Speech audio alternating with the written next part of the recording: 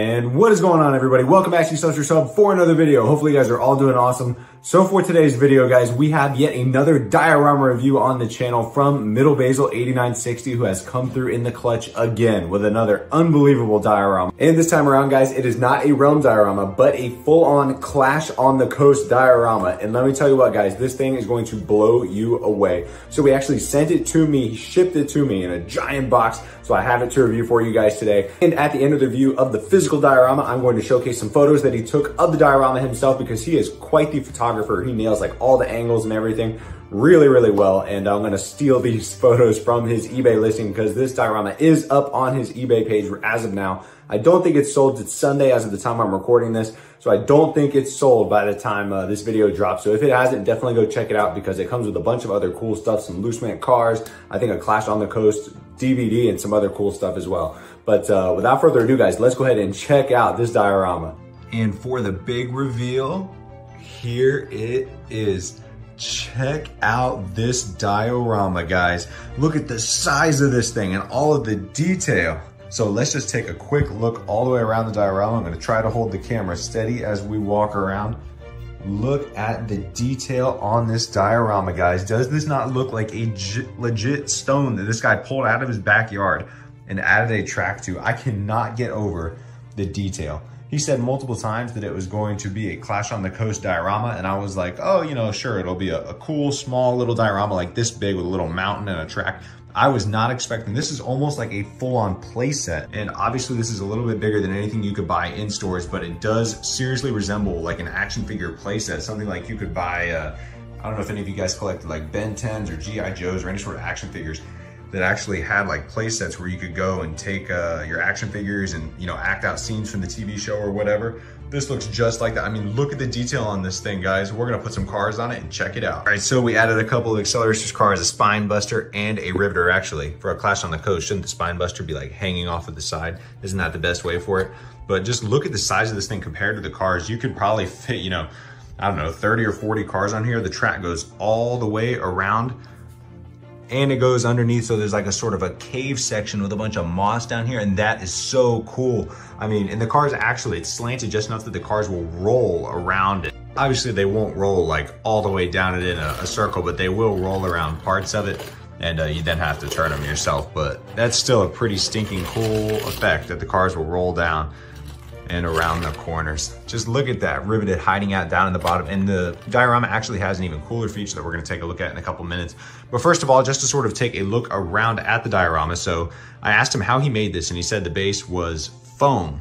But just to get sort of an in-depth review on the diorama itself and what it's sort of made of. So it's actually very heavy. I wanna say it weighs probably 30, 35 pounds, well, maybe not that much. Probably somewhere in like the 20 to 30 pound range. It's definitely got some weight and some heft to it. And it is very thick, and the dimensions on it, I probably should get a ruler and measure it. All right, so after measuring, it comes out to about 25 inches long by 20 inches wide by like 17 inches tall. So it is pretty massive, I'm not gonna lie. It takes up almost this entire table. I was very curious as to how he was able to get this to look just like stone. I mean, it really does look like a rock mountain face. He did an unbelievable job with it. I don't know if I've ever seen anything like that.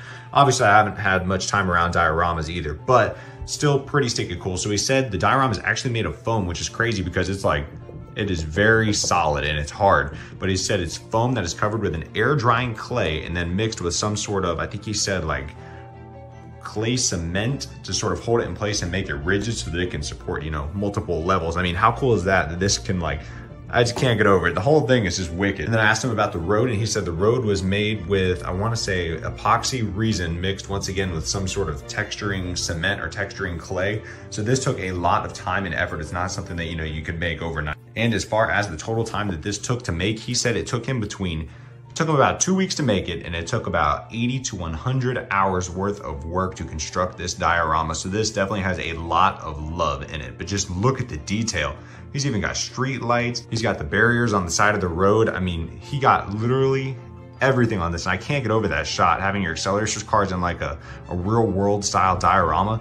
That is so cool. Cannot wait to see some of the realm dioramas that he's gonna make, and it makes me wish I would have taken him up on the offer to see the Swamp Realm in person, but maybe next time. I know he's done a poll on his Instagram to see what the next diorama that he's gonna make is gonna be. And he said it's going to be the junk realm. And if it looks anything even close to this high scale, I cannot wait to see what it looks like. And then it's gonna get a little bit dark in here. It's coming at nighttime, guys, for the Clash on the Coast premiere.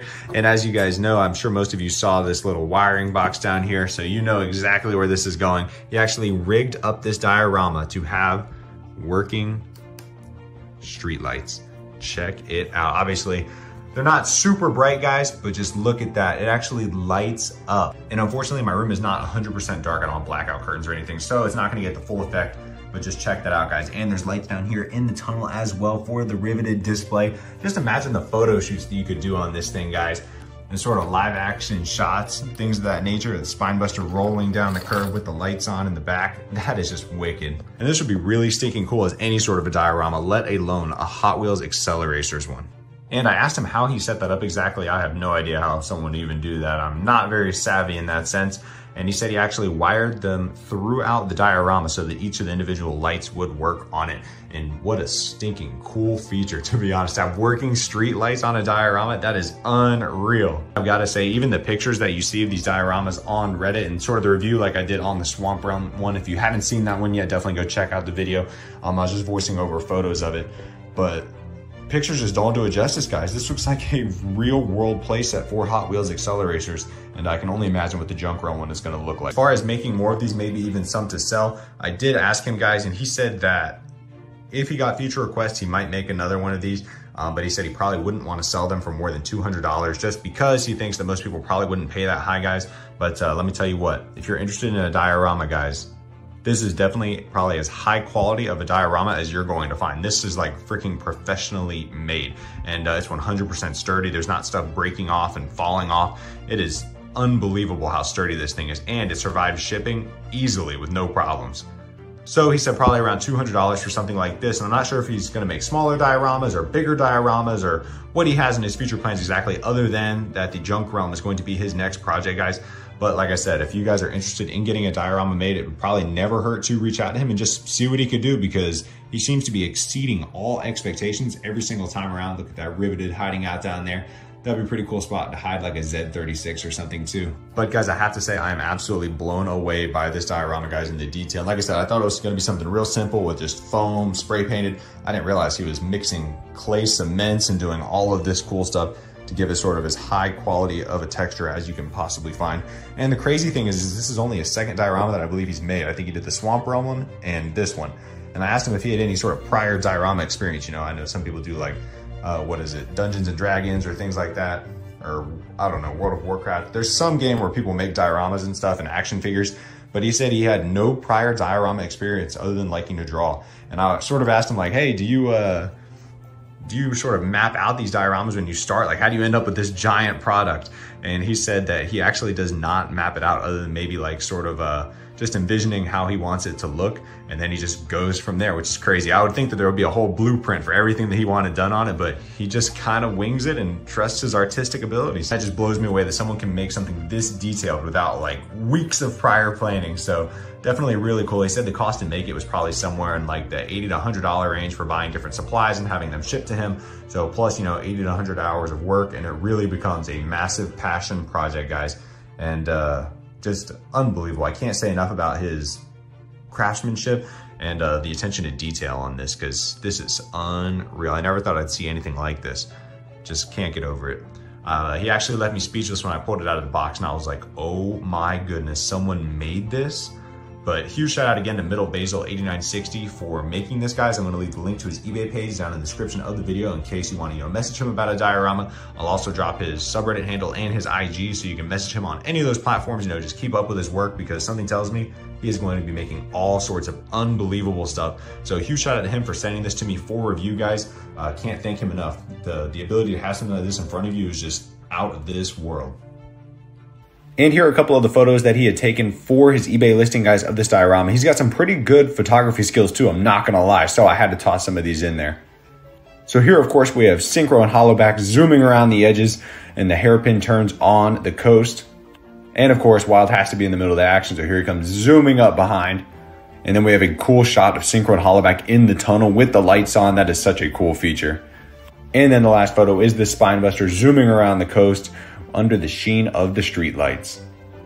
And that is going to wrap up this diorama review, guys. Huge shout out to Middle Basil 8960 for taking the time to build such an unbelievable diorama and shipping it to me to review on the channel. Cannot thank him enough. It was unbelievable to see it in front of me, and I wish I'd taken him up on his Swamp Realm offer to get that in front of me too. But this just absolutely blew my mind as far as quality, texture, detail. I honestly can't believe that someone in the community can make something like this who doesn't have a background in making dioramas like professionally. But once again, guys, all of his socials and his eBay page are gonna be linked down in the description of the video and hopefully in the pinned comment as well. So definitely go check out his socials to be updated on the work that he's doing. And he told me that the next realm he's gonna be working on is the Junk Realm once again. So I cannot wait to see what he's able to come up with, guys. But that is going to wrap it up for this video. If you guys enjoyed, be sure to smash the like button for me, subscribe to the Acceleracers Hub for more Acceleracers related content, and I'll catch you guys in the next video. Peace out, guys.